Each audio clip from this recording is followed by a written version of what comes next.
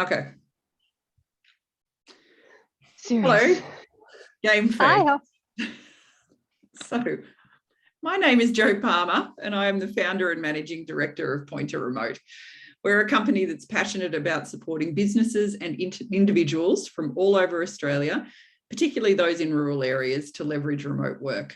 We support businesses to grow, their teams and individuals to re-enter the workforce or to upskill in remote. We also work with communities themselves to support them to attract and retain population and to increase economic development in their area. Now, today, I am very thrilled to have Denise Brouder here with me. And Denise, I will let you introduce yourself, your company, how you found yourself in this space. Go for it. Absolutely. Jo, thanks a million for having me on. I love talking about the future of work. They're fabulous opportunities. So my name is Denise Brouder. I'm a workplace futurist. I'm a founder at Sway Workplace, and I'm a hybrid work advocate. I'm based on the East Coast of the US, and I run a company called Sway Workplace. So Sway at its core is a B2B learning and development platform for hybrid work mastery at scale. So what we look to do is partner with large companies that are transitioning from traditional ways of working to remote and flexible ways of working. We partner with them from the inside out to train and coach their teams, their leaders, and their managers on how to make that transition by really delivering this new way of thinking in the form of skills and mindset and techniques. And I think that we're starting to see that it's not really just a where do you drop your laptop. It's a very different mindset. It's a very different way of seeing yourself and the way you approach work. So we've developed this kind of prescriptive methodology to scale a singular message across a company of how to do this well in a way that drives performance. And we train through the language of coaching. So there's a lot of unique elements that we throw in there that make it really impactful and effective. At the end of the day, we're all about de-risking the transition from traditional into modern ways of working. And our mission is very personal. We really think that this idea of hybrid and flexible work is the greatest social equalizer and opportunity of our time. And we're very motivated to level the playing field for everyone in the world of work. Yeah, awesome. Well, as people that have been following along with Pointer Remote or watched any of our other sessions like this, you will see that there is a lot of values and purpose alignments between the two of our companies. Now, tell me, how long have you been in action? Like, how long has Sway been in the marketplace? Yeah, we started Sway at the beginning of 2019. So I have a background in finance, the first half of my career, and then I transitioned to startups, loving the idea of building something and solving problems hands-on. Now, at the beginning of 2019, this is like about a year before COVID, I came across the term the future of work. And I was like, the future of work? I was like, what is this thing, the future of work? And at that time, the whole conversation was academic. It was about AI and automation displacing large parts of our labor force. And I was like, well, that's a problem. But reading through the lines at that point in time, this is early 2019, I was like, oh, it was like I got literally a light bulb moment. I was like, oh my God. I was like, everything about the way that we work is about to change. And I said, we have an opportunity in this moment to collectively rethink where, why, and how we work. And it'll never come again in my lifetime. And I was like, wow. I was like, this is something. I was like, I don't know what it looks like yet, but there's something here that has to be solved for. So that's when we leaned into the future work heavily from that point on. So 3 years we've been in the market. Yeah. So you had 12 months and then you're like, oh, hang on, here it is. So I don't know when it's coming, but here it is. It's got a date. It's got March 2020. It has a date. Check the box. Yeah, well and truly.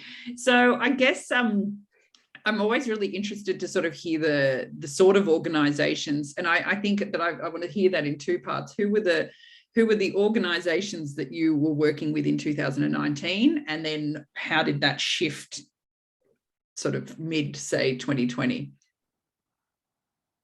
Right. So in 2019, it was very difficult to have a collective conversation around alternative ways of working. We were on the fringe. We were the strange people in the corner of the room. No one really wanted to talk to us, but they were like, oh, that's cute. It's a cute idea. Oh my God, that's so funny. I had literally the same thing for like 3 years. I was like, that's a cute idea. Nice. But we were very persistent. So at that point in time, it was a lot of actually employee resource groups. So folks that were deemed to need extra support. And the more I talked to the resource groups, it was, everything was on paper. It was like action and change and goals and diversity on paper, but the action part of it did not match. So, it was a very different group back then, but post-COVID, when the whole world, where the future work became a dinner table conversation and alternative ways of working was literally shoved in our laps, we were like, yes, now it's go time. So we were fortunate to have a lot of research behind us and able to shape a training methodology around that. So right now we're partnering some big companies, some leading like Fortune 500 companies that are trying to figure out for themselves and their teams, how do they embrace flexibility at their core, but in a way that drives performance. This is the model that works for the future. Very different world now. Yeah, and I think that you're in an interesting stage now, a couple of years on, where it's no longer crisis mode. It's like, okay, how do we make this look business as usual, and what sort of systemic change and things, now that you've got some breathing space to actually put these things in place and actually do best practice things. I guess that you would be seeing sort of different people and different organizations coming through with that. Yes, exactly right. But even saying that, Joe, it really is like change is an evolution. It is not a flip the switch, far from it. But then again, meaningful change always has been. Like the change you have to work towards always does take time and grit and perseverance. Yeah. So I guess that's probably a perfect segue into sort of talking about some semantics, I guess, as far as the definitions of things. So when you talk to organizations about hybrid work, what does that mean to you, and what are you sort of trying to instill in those organizations you're working with around what hybrid actually is? Right. So we actually start all of our engagements and conversation with just that, which is providing a definition.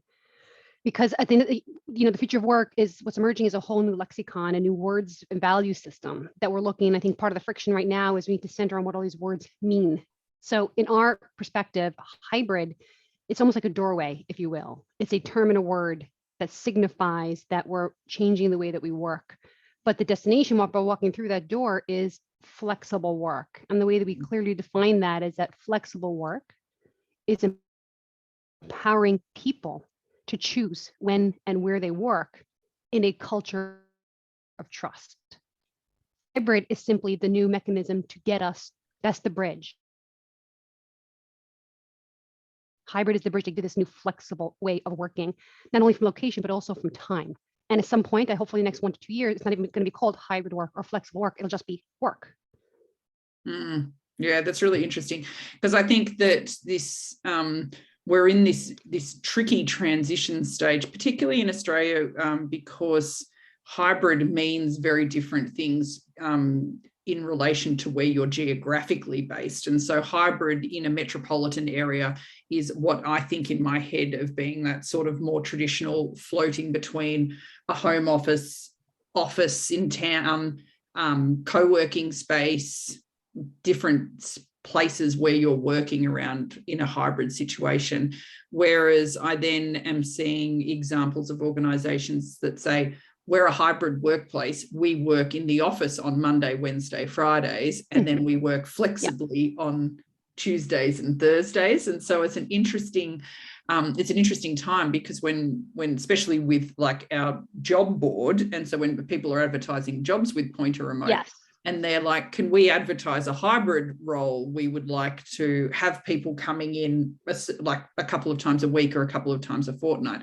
And it's a really challenging conversation for me, because I'm like, that it doesn't really work. So for this, we're very much the extreme sort of, I see you as sort of being like in the more moderate middle of the range thing for physical location, where we're very much of that far end of things as far as like location agnostic. But I think that the definition of hybrid is a really challenging thing. And I really like how you've sort of defined it there. It's a doorway into what actually flexibility looks like, rather than hybrid as such.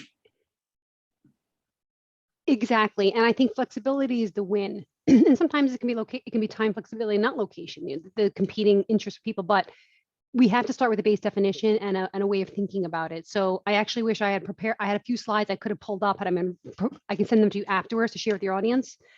But the way that we think about it in three ways. We're like, the word of hybrid is an arc of change, and we describe it like three flavors. There's structured hybrid, unstructured hybrid, and blended. Now, the only common denominator amongst those three flavors of hybrid is simply the expectation on location. So in our mind, structured hybrid is where people in an org have an expectation of a repeating location or absence of location. Now, that could be people meeting once a year or once a week. But if that location repeats as an expectation, like that's unstructured. There's a structure on the expectation. So I think we've talked before ourselves about companies that are remote only, which are far and few between. There are companies that are in office only, 5 days a week, but most people are falling in the middle. And if you're looking in the center of the curve, it's almost like, are we leaning virtual first or are we leaning in office first? And we make a clear dividing line for companies that are meeting at least once a month or more frequently, have a structured version of hybrid that leans in office. For those companies that are meeting once a quarter, twice a year, once a year, they're structured, leaning virtual first. That's really interesting because I've come from the school of thought very much around, if you're not that initial one that you said, so in the office 5 days a week, 9 to 5, if you are anything other than that, then you would sort of lead that business and run that business with a remote first mindset. Because if you haven't got everyone there every day, all day, then there is always going to be at least one person or one team or someone that is working in a more flexible way, that the organization needs to have the capacity and the infrastructure and the systems and the processes in place in order for that team that is not in the office to be working effectively, efficiently, productively. So do you agree with that, or do you sort of think that there is different if you're if a team, I'm trying to even think, so like if you've got a business where everyone actually works 4 days a week and 1 day flexibly from home or a co-working space, do you think that they do or should have a different structure to someone that is only in the office once a quarter? So that's what we call blended. That's the third flavor. So structured is what we described earlier. There's some expectation around a repeating location. Unstructured is as you want, like the Twitter model. Work from where you want as you need, as needed. There's zero expectation or repeating. And that's consistent. Those two models are consistent. Structured and unstructured hybrid, that's consistent if it's a policy spread around. Now, blended is what you're referring to as the third one, which in our experience, actually, most people fall under some version of structured hybrid. Now, again, that could be once a year or once a week, but that repeating thing allows people to orbit around that. That's really clarifying for people. The blended model is the model where I think it gets a lot of airtime and airplay in organizations, but I don't see a lot of people moving towards there. Some are, but most people are moving towards structured. But in a case where you have an organization, there are several teams working on that organization. And when on an individual team, some are there regularly to co-locate it versus not. There is special consideration that has to be had around that has to be carefully considered. So it's a different technique and a different mindset, but it all is changing, meaning even if you were a team going back 5 days a week, this is an opportunity to reset everything. We have to shake this up. We have to get rid of the cobwebs. We have to rethink trust. We have to rethink communication. We have to rethink our techniques to really level set and freshen and modernize the way that it is that we're working together. So it's change for everyone, but specifically on the blended model where some are together and some are not, and it's a mixed bag. Special consideration has to be paid for that situation. Do you think it's the trickiest? I think it's the most freeing. I think it's the most freeing model because it's giving people true freedom and flexibility around how they work. And I think that's the win at the end of the day. And I'm a big systems thinker. I think of everything as a system, primarily because when I go to my physical therapist, I'm like, oh, I got a real problem with my knee. I'm dying. He fixes something on my shoulder. I'm like, what? And I'm fine. Because when you change something in one part of the system, it impacts absolutely everything else. So yes, it is tricky, but you have to consider the whole system of work in that case. And it's entirely achievable and attainable if you step back and look at the process and the workflows and the shaping of expectations around that and apply it with equality across the org. But the win is freedom. And yeah, it can definitely work.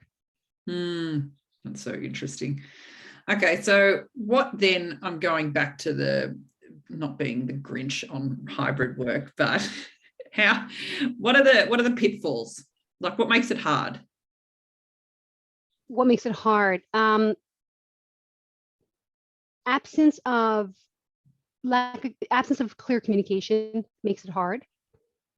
And that's really, it's all about transparency. So there are two things that we think are essential for hybrid to work or remote first to work. In your case, I know which is the model that you advocate for. We need two things: authentic trust. And we often say this, that authentic trust is the oxygen in the air of flexibility. And it simply cannot exist without it. Meaning, when people were co-located all the time, like, oh, we got trust in our team. I see Joe there. I saw Joe yesterday. I thought she's going to be there tomorrow. We've got trust in our team. But when we were all kind of dispersed and sent to these unknown work locations for unknown experience, we were like, oh, what's Joe really doing? Meaning, was that ever really trust that we had? So this really tested everyone to rethink what trust means. We, in our programming, really guide people to look at trust as a skill. And I believe it is a skill. And trust is like the 100 little things that happen during the day that either build or erode trust, either in a personal or work relationship. So we break that down for people. We're like, how do you actually build trust? You build trust by showing up where you said you would be. You build trust by bringing your best work skills and making sure you're skilled. You build trust by communicating with transparency. And am I going to give you, Joe, all of the information, or am I going to hold some back? Am I telling everything you need with the right context? You know where to go with it. That's trust. So that's the first point, is authentic trust is key. The second is empathy. And, in our mind, empathy in a visual world, when we don't see each other physically and we're physically separated in a virtual first world, empathy for us is really by coming from one point of view. And that is, we don't live in a world with 7.89 billion people. We truly do live in a world in 7.8 billion worlds of one. So we don't ever really know where people are coming from on any given day. If we lead with empathy and that kindness towards others and benefits of the doubt, it just creates an easier work environment. So if we can build empathy amongst each other and really chew on that authentic trust feature, any team, I believe, has that foundation to be successful either in a remote first, structured, unstructured, blended hybrid world of work.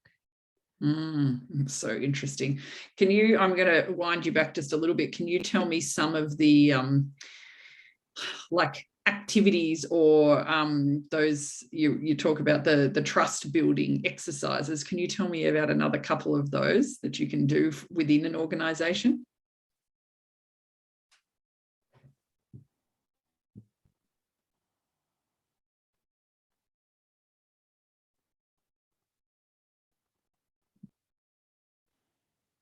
Apologies, internet connection glitches. Sorry, to continue. Happens all the time.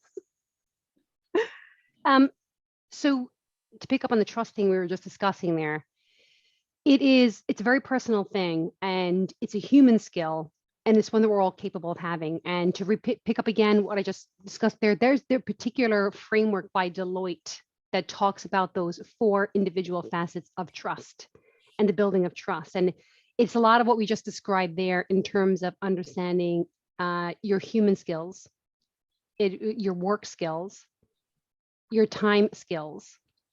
And with the examples we just gave earlier, those kind of 4 quadrants are specifically what it is that builds trust. So it literally is a skill. For example, that trust-based matrix, you can apply to any problem that you have. And we've done that. So we've workshopped this particular model with a particular client I'm thinking of Post the workshop, he was able to, as the leader of this organization, once he had a problem with some of his teammates, he filtered that the issues he was having through this paradigm, this 4 quadrants of trust. I was like, oh, that's what it is. I understand that my team is not skilled the way I need them to be skilled. And now I'm disappointed. I felt I didn't have trust because they weren't showing up. Now, and he'd be able to remedy that in a way that there was no bias, there was no ill will. It was a factual exploration of what was the action that led to the feeling of absence of trust. And by examining that logically, you could fix that. You could back into that. So as opposed to breaking a relationship down or letting somebody go or having somebody be a flight risk, you can proactively get ahead of it when you're aware of those tiny little things every day that build it using this kind of a framework. And I think there's something awesome about having sort of, it's almost like a third party that like, hey, it's not you and it's not me, but it's actually here. This is why this has happened, or this is why there's been a communication breakdown, or having like something else. It sort of removes the ego, but also the being defensive about sort of being called out by your manager, or it gives people the ability to manage up as well, having something that's external to the relationship. It's very powerful when you can put a name to something. And that's why I mentioned earlier those 2 things that we focus on, which is authentic trust and empathy, because they're highly interrelated. Meaning empathy, once you are aware of that skill, I'm not going to react. Wow, somebody missed the meeting, didn't show, file was wrong. I'm not going to react, but I'm going to step back, knowing I have emotional intelligence. I'm going to respond to the situation. 2 very different ways to approach something. When you react, you're emotionally charged. You might say the wrong thing. You can't unsay something. You can't unsend an email. I say it to my husband all the time. Take 30 seconds.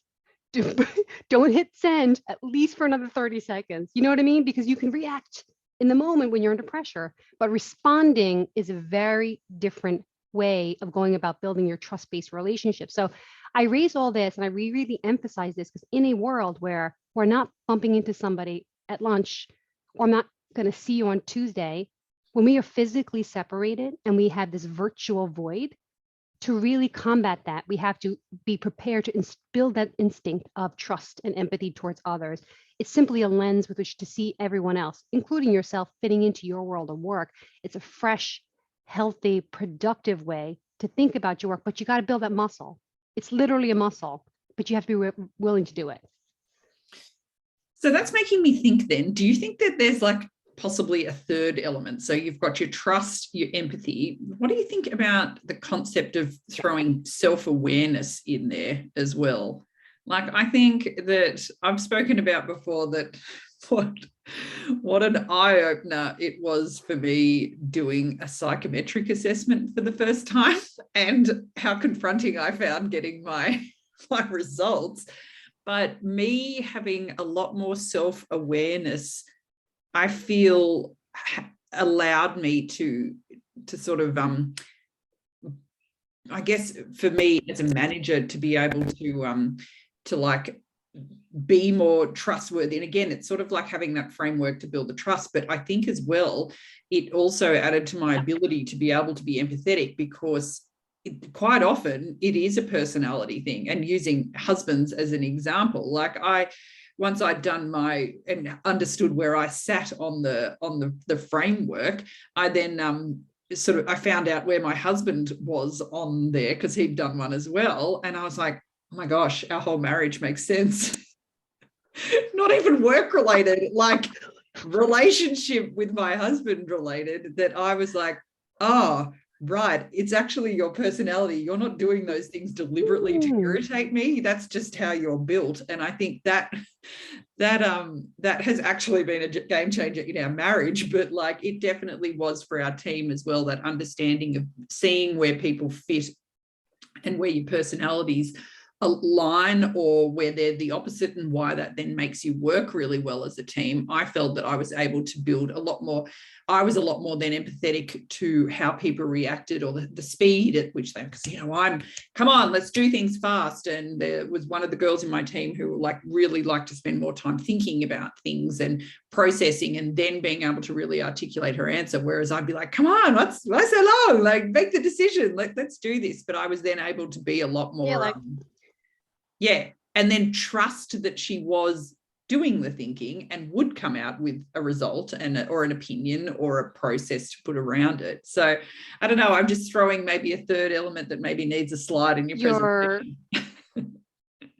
We got that cover from a different angle, but let me tell you how we approach that. You're 100% spot on. Like that self-awareness. We have this phrase at Sway called work as a lifestyle, meaning we believe that that's where we're all looking for. You're one person living one life, and we're endeavoring to make it count through the language of work. And that's what we look to achieve at Sway. That's our North Star. But you are one person, as you mentioned. You are the same person that shows up in your marriage with your work relationships. You're no different. You're the same person. Yeah. So that self-awareness is so important. And as we move towards a human-centered world of work, that level of awareness is going to be one of your key skills. Now, the other side, though, is what do we do about this at work when we have such varied personalities in a team?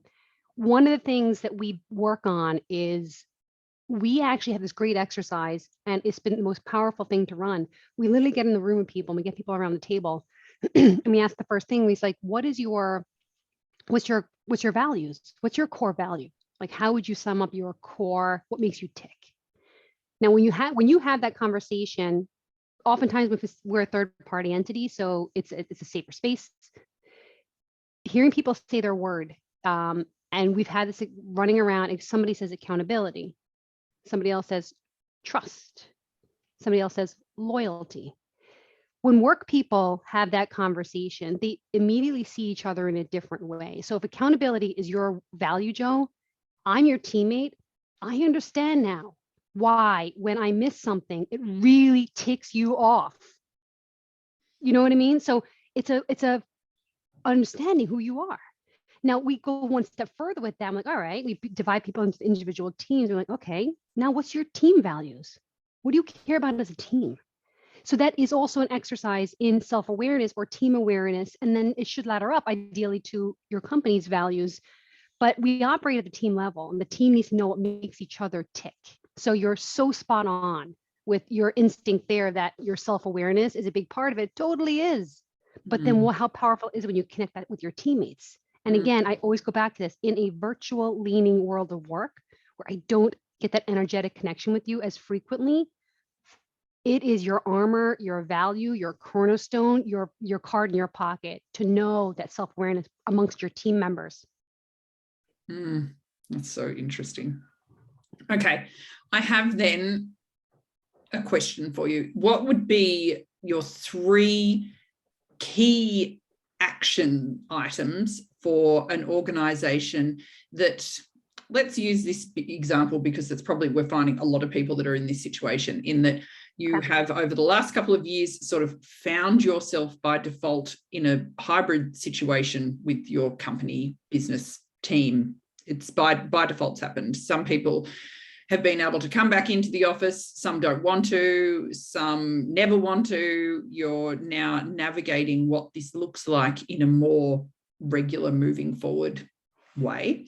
What would be 3 key actions for a business owner or a business leader, team manager to take in order to almost not hit a reset button, but to say, okay, here's the line in the sand where we're going to actually be really focused and really sort of starting to think about what this looks like and do it in a really practical way? What would be 3 pieces of advice? Well, no, 3 action items for people to be able to take to start the ball rolling. Yeah, and this is all stuff that I can send you after if you want to attach this to, I don't know if you can upload to YouTube, but send it on. The cornerstone of our team's playbook is what we call the team's ideal hybrid work week. And it has some clarifications in there, and it's about organization, meaning we are simply in moving from structure, order, and routine is what teams need to thrive. Now, in our old world of work, that used to be a very rigid data set. Structure order routine was built of bricks. It was hard. It was rigid. In our new world of work, it's the same structure, order, and routine to a large extent, but it's made of breathable, bendable fabric. And that's how we articulate this idea of coming together as a team and building through consensus what your weeks look like. So that is simply to say is one is opening up the line of communication. And that it has a lot to do with the fact that it's a meeting in the middle exercise. So Denise, I wanna never come to the office. Joe, you're 3 days in. Your other teammate has a varying opinion. The first point is understanding that nobody is on an island on their own, and there has to be consensus around this, and there has to be a meeting in the middle. And the other side is that I don't think people want to sit at home watching TV in the middle of the day and not work. People want to work, and they generally need some form of guidance, but they want to make works for them. So action number one is being, particularly from the leadership level, so I'm going to say brave or courageous enough to open up that line of communication and collecting information and data on how people feel and what their ideal safe situation is, even if you cannot offer somebody exactly what they want. And if you have diverse opinions on one team, you can't. But there's something very valuable about being seen, heard, and valued. That's another mechanism for building trust. I see you. I know you're my teammate. I hear you because I've asked you meaningful questions about what you need in your life. I value you. I may not be able to give you everything, but I'm acknowledging what you said, and it's getting into the mix. It's being part of the decision-making process. Sometimes that's a lot for people, because I've heard a lot of stories of people who don't have a choice or a seat at the table or a voice or opinion. The companies are making these big decisions, pushing it down, and there's friction happening. So first one is opening up a real, authentic line of communication with the people around you and your teams. I think the second thing is a short series of exercises about understanding how people work best. It would be a real shame if we took our office first ways of working, jammed it onto Zoom, and let it rip for the next couple of years. You know, it's burnout, it's fatigue, it's drops in productivity. It's not a healthy way to go. We have to really make an effort to move into true hybrid ways of working. And that means reimagining time and location, specifically time. I work best at between 5 and 7 a.m. That sounds crazy, I know, but it's true. My teammate works best at 10 o'clock at night when I'm already like an hour into deep sleep. We all work differently. We have different rhythms, and we have different ways of preferences for working. So allowing people to articulate how they work best during the day and where they work best, particularly as it relates to where are my core focus hours, when are we going to work together as a team? So being clear about your time availability individually and as a team and getting consensus on that is really important. So open up your line of communication by asking honest, direct, clarifying questions, collecting that data and assessing it. The second is understanding from a time perspective how teams can organize their week. And the third then is making a decision on location that works for people. So if you can make that come together in a week, you're going to be okay. Yeah. And I guess as well, it's like the discussing what are the hard, these are the hard yeses, like this is yes, and then we're flexible around the edges for other things. And again, you're right, it's that communication as well, and articulating what managers need, but then what people need as well, so that there's not irritations that are happening because you haven't articulated what everyone's wanting out of things. And I think as well that this is an ever-evolving thing as well, and you don't have to think that what you decide when you sit down to have this initial meeting, what you decide doesn't have to be set in stone, and this is what we do, and we're going to try this for 12 months and then we'll reassess. Like, I think being able to reassess things relatively regularly to sort of keep checking in, is this working now? Has life changed? Has circumstance changed? Whatever that needs to just rejig how things are going. So then on the other side of things, like that's from a structural thing in an organization, those are really interesting and relatively, I think, simple action items. And to be honest, realistically, those sorts of things should be happening regardless of where your people are working. Exactly. That's my earlier point. Exactly. I know. I sometimes think like we're like, okay, like moving forward with all these new things, like we need to be doing this. I'm like, actually, really, we should have been doing this for probably 180 years, like, or just, I don't know. since the Industrial Revolution, maybe, just saying. Yes, exactly. So then what about for the individuals? Like, are there things that, are there tips or action items that an individual can do, maybe even more so if they're feeling like that leadership might not be doing what we've just talked about? Is there some strategies or ways that you can manage up around this to sort of like, say, get the ball rolling or the conversation happening? Or is there things that you can sort of do subtly yourself to sort of make this really an effective way of working for you? Yeah, and it's interesting. So in our team's playbook, we do it in 2 sessions. The first session is actually about the person, the individual, and the second is about the team, because the team is made of a collection of individuals. So the individual needs to have a good starting point themselves to create a strong team. So the individual, the first thing I'm going to say about this, and we talk about this so religiously, is there's a huge shift in power happening in this world of work. Huge, huge. You know, when you had a commute and that was a boundary, and you got coffee from the same person every day, that was a routine, and you closed your door, it was an office door, it was a habit.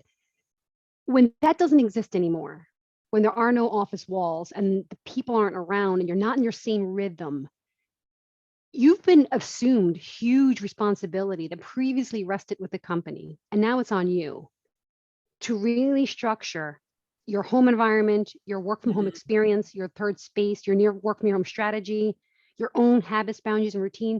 It's such an enormous shift, and it's all on me. No one's going to tell me how to do it, but that's the beauty. It's mine to shape. This is my future of my work. So the first thing to understand as an individual is personal responsibility. If you're going to opt in and self-select into a hybrid or remote way of working, you got to be ready to take on all those individual tasks that previously rested with the company. And that has a lot to do with, again, your physical space, managing your time and energy. And the second thing I'm going to say from the individual is a lot of our world of work runs on fear. There's a huge undercurrent of fear of missing out, fear of not being in a meeting, fear of not being seen. We need to kind of let that go to some extent and place a higher value on our well-being. So do I need to be in 10 back-to-back meetings, or could I really do 5 and do an async Google Doc for the others, or an async video to the others, and release some pressure on my time so I can take back more headspace, so I can think more deep work to provide better work and to balance myself out more? The company will never do that. It's not their responsibility. It's our responsibility to take the opportunity that is inherent in remote and hybrid and shape that. So personal responsibility, acknowledging it and orientating around that, removing fear and feeling more empowered about shaping how our days work. How does Monday, Tuesday, Wednesday, Thursday, Friday work for us? Being able to step up and ask for things, and particularly in a situation where a manager may not be prepared, like most aren't, because they weren't trained for hybrid. They're struggling themselves to adapt. Being an empathetic person and being willing to be patient and let this roll, but also being very smart about it, like documenting things. The greatest thing about being in a hybrid remote work is we're all writers first. We need the instinct to write it. If I'm thinking it, I'm not documenting it, how's anyone ever going to see that? You're not going to bump into somebody, oh, hey, Joe, Tuesday at 3, we're going to da-da-da-da. It's not going to happen. Write, communicate, document, speak, think clearly, add a lot of context, be crystal clear in the way that you communicate. Make sure your tech stack is clear. Make sure your communication stack is clear. Make sure you understand response times and why you're using technology to communicate to begin with. So there's a whole refresh, if you will, and a reordering of our world of work that should and has to be done by the person who's stepping into this new world of work. So, you know, that might seem like we're pushing a lot on people, but we are. And you have to earn it to some degree. So I'm very hard on people. And that might sound unorthodox in some ways, but it's our win. There's a lot of freedoms at stake here. It's so huge. Freedom is the most important thing that we can have. We know it because the greatest penalty you can have is have your freedom taken away and be put in jail. That's the worst thing that can happen to somebody. So there's a lot of stakes. We have to earn it. We have to be smart about it. So those individual personal strategies will go a long way to creating a strong performance for yourself in a hybrid world of work. Gosh, I need to rewatch this and take like loads of notes. Don't get me going, Joe. So interesting. Okay, I'm very conscious of the time as well. So Denise, there's so many takeaways for me, but I think you've made me feel a lot more well, I know clarified a lot of things for me that I've always still found quite challenging, because, I'm the diehard remote first company, so that I am always still finding it quite challenging when there is this need. There is still some physicality required, and for some people that is such a vital thing for them, and for some organizations. But you've given me some really interesting things to think about and to talk about with other people. So I hope that the people watching this have had the same takeaways. So thank you so much for your time. I've really enjoyed speaking with you and hearing all of your wise words. Where can people connect with you or read more or find out more? I will stick in any of the bits and pieces that you send through to me that you've mentioned in this video, and I'll put them in underneath this recording in our YouTube channel. But where can people find you online? I do a lot of work on LinkedIn. My workplace, we post a lot, but I do a lot of my own thought leadership on LinkedIn. I write a lot about the individual components that we speak to. So definitely follow me there. Just Denise Brouder on LinkedIn, and keep up kind of with the happenings. And Joe, I'll work on all the things we talked about here. I'll create an ebook for you. You can attach it to attach it. And then, if we want to have another call about this and run something with your teams or your folks in your audience, I'd be more than happy to. This is the community you represent I find it so important. Now, when I go back to the fact that hybrid work and flexible work, remote work, it is the greatest social equalizer and the greatest social opportunity of our lifetime to democratize work, to open up access to work, because work is not just a paycheck. It's important, but it's about hope. It's about identity, self-expression, for yourself and those around you. There's so much about work that we get as humans, the identity and our purpose of being here. We cannot live in a world where it's inaccessible to so many people for so long. So I'm all about leveling the playing field through the power of hybrid. Hear, hear. So good. Thanks so much, Denise.